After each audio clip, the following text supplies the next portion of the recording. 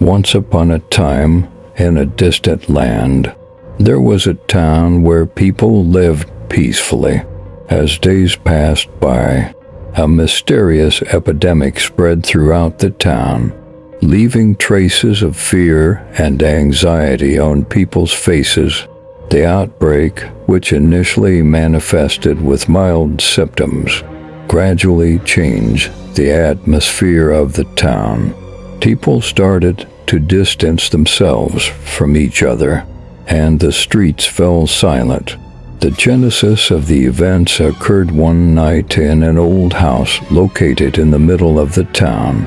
This house, reflecting the ghostly atmosphere of the town with its broken windows and cracked walls, was inhabited by an elderly man who had been living there alone for many years.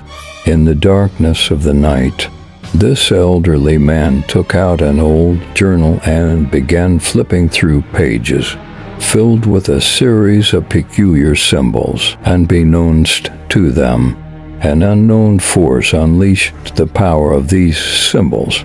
Immediately afterward, a dark death cloud enveloped the town.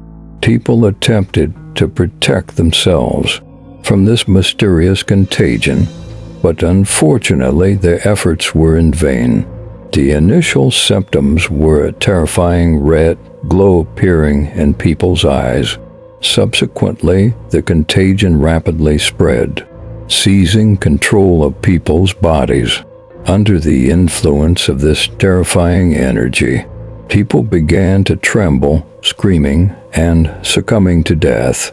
The town transformed into a ghost town dominated by silence and death.